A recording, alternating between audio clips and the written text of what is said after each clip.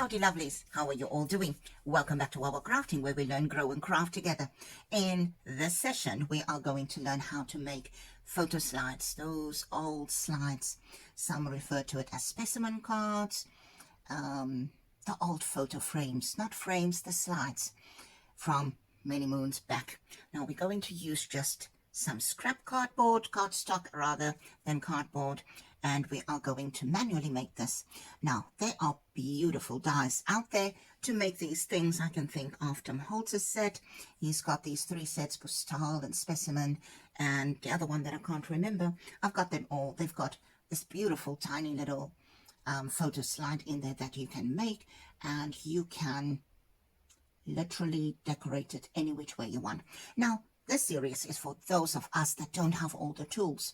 So if you don't have a die cut machine, you don't have one of those fancy smancy machines, Brothers, Scan and Cut and Cameo and all of those, or a Cricut or any type die cut machine, whether electrical or manual, you would think, but how can I make these things? So I've got no plan for this one today. We are going to see this through together. So let's see if we can make something similar without those wonderful dies available. So for this session, we're going to need some cardstock. I've got a strip here. Again, that flimsy cardstock. I don't even know the size of this. I can tell you. Let's look at it. What size is it? This is left from, centimeters. No, you would prefer it in, this is 8 by, I think it's about 4 if I have to guess. Yep, 4. So in centimeters, that is just over 20 centimeters long and just over 10 centimeters wide. What are we going to do? We need a ruler, we need a pencil, and a pair of scissors, bone folder or anything to fold with, just to crease it properly. So we're going to fold this over.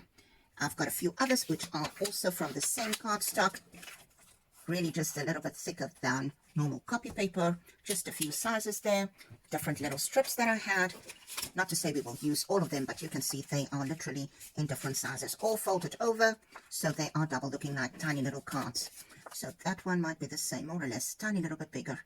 Yeah, short, a little bit, just a tiny little bit bigger, just with a smear slither, about 1/8 wider and a whole lot bit more skewered, but anyway, don't worry about it. And then the tiny ones. So basically what we're going to try and do is to replicate those. So let's see if we can do that. We need something to cut out a frame in front, and we need to cut out a square there, and there. So I'm going to start off with rounding my edges. So I'm going to do the bigger one here, double, just round all the corners to start off with. If you don't have a corner rounded bunch, remember in one of the sessions I showed you to use your glue stick. You can simply use your glue stick, place it over, and then just trace the corner with a pencil, and then you can cut that. So let's do that on this one. I'll place it so that you can see this edge. So what we're going to do is just make sure, and I can't see the other side now, but I hope that is in camera. And you're going to, maybe I should just do this a little bit darker.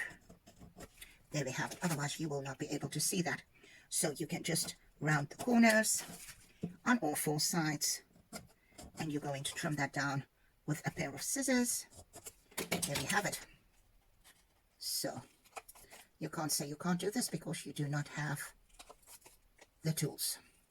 So that's the first step, and maybe I should have just done that a little bit wider, but there we have the pieces, and I'll just throw this in the dustbin here next to me. Right, so the corners are rounded. You can do this with any size. I'm going to use my oxide ink to just trace the inside, placing this around more or less like in the middle, and trace it right around for the window. There we have that one. So if you don't have something similar, you can use a ruler. Just decide how big you want this. I will just do this. We can rub it out later. Simply start there. I just moved it, which is sad. I have to line it up now again. Maybe like that on that line, and one on this side. Doesn't have to be perfect. You can even make the window even smaller than that. Now while we're having this one, I beg your pardon, I want to just cut out a little square like that. So let's make a second line there, just so that they're both the same.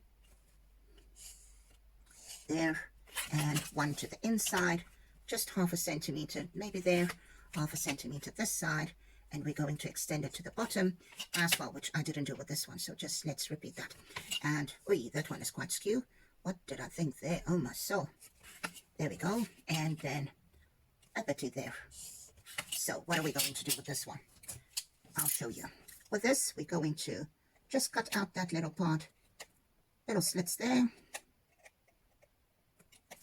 And this one, run across, just that part, and this part. Will it be perfect? No, it won't be perfect, but at least we have those little slots. Now this one is a bit skew, and I don't want it that far out, so let's adjust. See, I don't have a plan.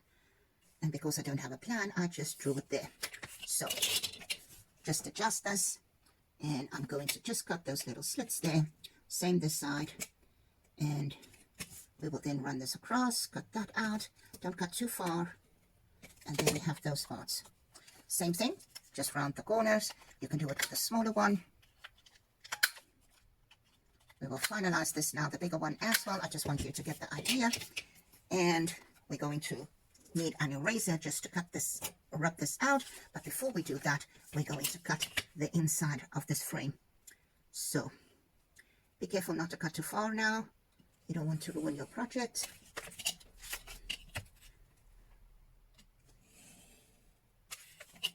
Once you ink this, decorate it, it will look awesome.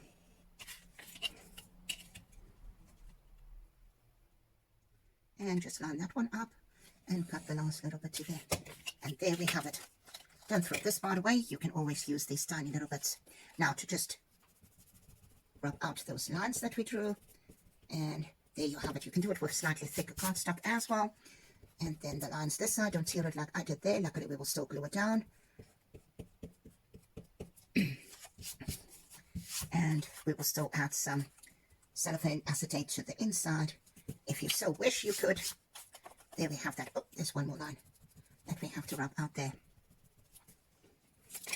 And there you have your little photo slide. You can make it a specimen card by adding something there. Let's grab something. I've got a pack here that I can quickly just open up. Again, Tim Holtz. Sorry that it's field notes again, but you know that I simply love these. Let's take a butterfly just to show you.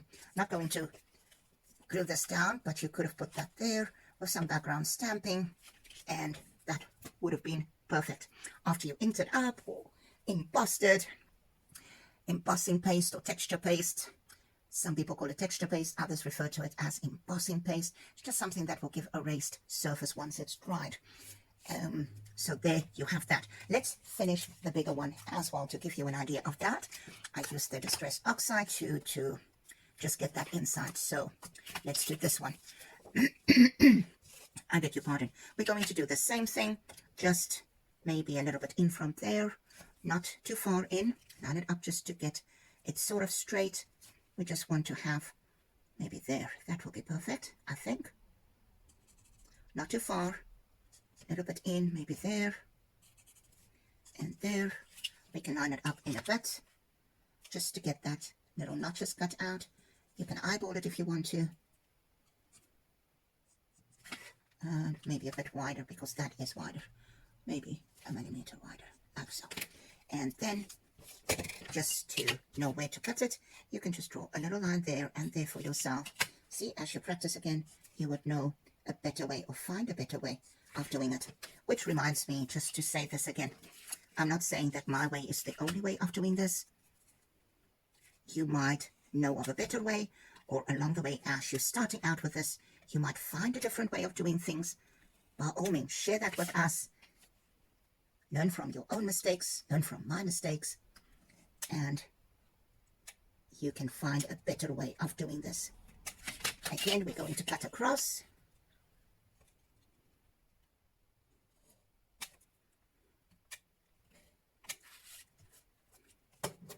And that one, oh, it's there. That is loose. So if you cut it out already, it will be easily falling out of there. The side, and that one there. And there you have it. Now, to cut this one, we will have to open this up. And we're going to cut on the side. And then I'll show you what we do with the other part. Just line it up. And you're going to now fussy cut this with a normal pair of scissors, sliding your scissors in there. Be careful, it can bend still, but once you have that, you can go around the edge to cut this out. If you have such a punch that can do this, by all means, use that.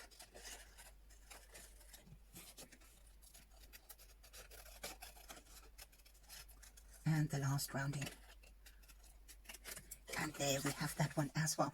Keep those pieces, and you have this part that you can now use for your slide. You can simply put acetate in, cellophane, packaging material, call it what you want, or you can use it as it is, leave it as it is as a simple photo frame. But there we have it. So we can now rub out those extra lines. That looks as if we cut it there. And there you have your handmade photo frames or photo slides, call it as you want. I hope this was useful and that you will try this for yourself. Seeing that it is easy, just a tiny little bit of a thought process. This was not planned. This came from the previous session where I had made the transparent overlay for that little card that I showed you in the previous session to make your transparent overlays. And this just popped into my head that I will try and make this on camera and show you that you can make your own photo slides that you can use as specimen cards or whatever purpose you want. Can be a simple frame. You can put a poem at the back of this, for instance. There you can put the poem. Little bird here. I stamped these birdies the other day on this part and I cut that birdie's head off, but I can maybe fuzzy cut this and attach that to here on the side of this with maybe something written on the inside. So there we have it. Thank you for joining me today. Go try this for yourself. See if the process is easy enough, and then you can always let me know that you found an easier way of doing this, and I would love to hear from you. Please tag us, as always, on social media if you make something that you've seen me do here. If you want to see more content like this, please give me a thumbs up so that we can share these tips and tricks with more beginners like ourselves. And as always, I'll appreciate it if you subscribe to the channel too. If you haven't done so, please hit that little bell so that you can be notified whenever I upload new content. See you back soon. Goodbye.